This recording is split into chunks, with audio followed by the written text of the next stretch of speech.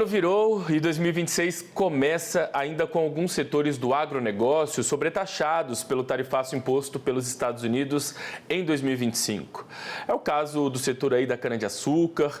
Produtores, inclusive produtores do Nordeste, têm buscado ajuda para conter os efeitos desse cenário. Assunto que eu trago para a minha conversa de agora ao vivo com o presidente executivo da Associação dos Produtores de Açúcar, Etanol e Bioenergia, Renato Cunha. O presidente já está com a gente aqui, dividindo tela. Seja bem-vindo, presidente. Bom dia. Tudo bem por aí? Bom dia, Felipe. Prazer. Estamos às ordens aí para tentar colaborar. Satisfação nossa em recebê-lo por aqui, presidente. Bom, antes da gente falar um pouquinho sobre o assunto, eu queria que o senhor atualizasse para a gente, refrescasse a memória do pessoal que está nos assistindo, qual o cenário atual para os produtores de cana-de-açúcar? Como está sendo aplicada essa taxação hoje ao setor?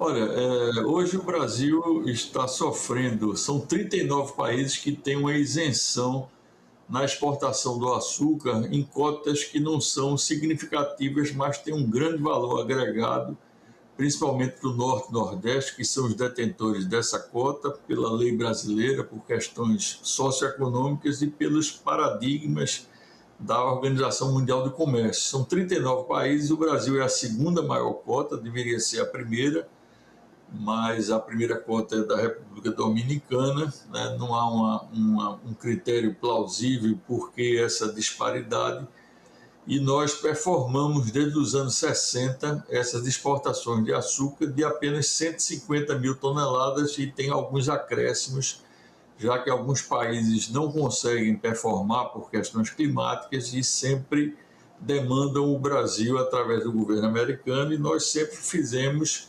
essas exportações. No entanto, as exportações foram taxadas inicialmente em 10% o ano passado, em abril, e depois em mais 40%, totalizando 50% e tornando uma exportação que era para premiar aspectos socioeconômicos do Norte e Nordeste do Brasil, né, em função dos critérios da Organização Mundial do Comércio, e passaram a prejudicar sobremaneira, já que esse destino, que é um destino assegurado, os Estados Unidos, o açúcar sai geralmente via de regra de Pernambuco e Alagoas, ou seja, de Recife e Maceió, e se destina a refinarias americanas que são determinadas pelo governo americano. Os Estados Unidos importam mais açúcar do que essas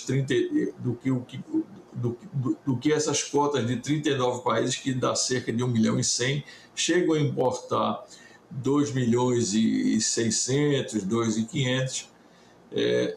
Fora da cota é um regime com uma tarifação que equivale ao mesmo volume que eles cobram das exportações normais. Portanto, é uma cota que é bastante defendida pelo Norte-Nordeste, que rebate muito aqui no trabalhador, no fornecedor de cana, na usina, em todo o cluster da cadeia sucroenergética, que tem mais de 240 municípios, né? Só em Pernambuco são 60 municípios, envolvendo uma empregabilidade direta de mais de 300 mil pessoas diretamente.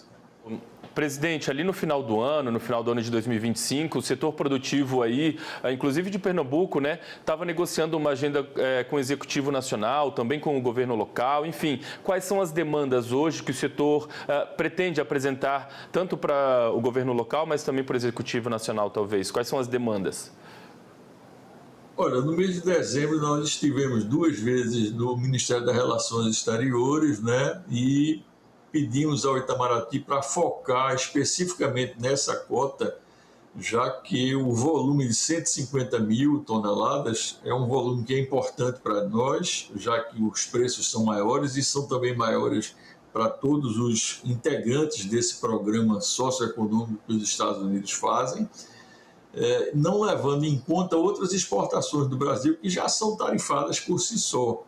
Essa cota, por uma questão rotineira ao longo desses anos, né, eu diria que é praticamente um contrato, né, um contrato mais automático, né, mais convencional entre as partes, que ocorre anualmente. Né? Pelo fato de não haver uma necessidade imediata, premente, como houve em algumas flexibilizações que os Estados Unidos fizeram, com suco de laranja, carne, etc., esses produtos que são também integrantes de cesta básica, que garantem uma segurança alimentar, ficaram de fora. Né?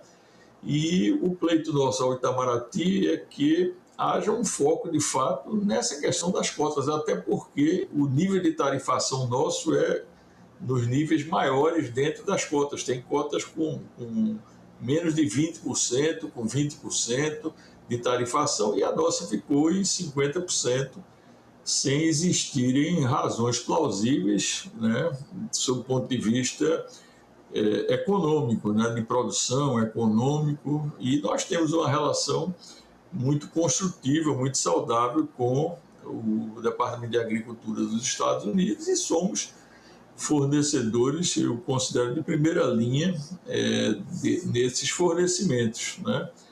É muito importante que haja essa revisão para que a gente possa, de fato, aprimorar, né, ainda mais as nossas condições de fornecimento. Né? Já temos uma grande eficiência nesse fornecimento, somos plataformas de exportação, tanto em Alagoas como em Pernambuco, nessa questão do açúcar a granel, que é um açúcar que vai de forma bruta a granel, um açúcar chamado VHP, que tem destino às refinarias americanas. Né? São volumes que são substanciais para o dia a dia de nossas empresas e para retirar o Brasil aí, de uma vala grande, comum, de tarifação, quando a rigor, durante todos os anos, esses anos todos, né, desde os anos 60, nós fazemos essa performance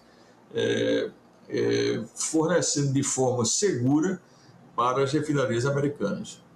Presidente, boa parte, né, dos canaveiros no estado do Pernambuco são da agricultura familiar, né? Se não houver uma queda, se não houver uma mudança de cenário, você avalia que pode haver uma queda na produção, por exemplo, de cana e das usinas já na próxima safra, e aí o impacto direto justamente na geração de emprego, de renda, inclusive de tributos para o estado. Existe esse risco se não houver aí uma mudança de cenário já para a próxima safra? Sem dúvida, é um fator extremamente preocupante. O governo do estado está aqui avaliando esses pleitos, né? Deve ter notícias, alguma coisa de forma parcial ou de forma para amenizar, né? Algum tipo de mecanismo aí de travessia desse momento difícil. Né? Os pequenos agricultores representam uma quantidade realmente significativa, né? Só em Pernambuco mais de 8 mil pequenos agricultores, né? Cerca de 20 mil na região toda, e é muito importante, eles se confundem com a própria agricultura familiar, e é muito importante para a gente também receber o fornecimento dessa matéria-prima que eles tratam, né? Mantendo os empregos na região, né? E fazendo com que não haja uma desistência, até porque não há facilidades para uma conversão social, para mudar de ramo em tão curto espaço de tempo, que seria realmente uma alternativa bastante penosa, traumática, e que iria prejudicar a renda, né, e o próprio PIB dos estados como um todo. Muito bem, presidente. 2026, então, começa aí mais uma vez, né, com muito diálogo, expectativa de avanço nas negociações, quem sabe aí novidades para o produtor que está nos assistindo em breve. Saiba que o canal está aberto para esse diálogo, então, quando houver aí alguma novidade, volta para conversar com a gente, para trazer essas informações, viu, para a nossa audiência. Quero agradecer demais a gentileza de ter atendido a nossa demanda hoje. Quero desejar ao senhor aí um ótimo 2026. A gente volta a conversar em breve, presidente. Muito obrigado, Felipe. E espero também que agora, em janeiro, os Estados Unidos façam balanço, né, para poder amenizar esse problema e a retomada aí para um fluxo mais contínuo dessas exportações. Muito obrigado e bom dia aí para todos. Valeu.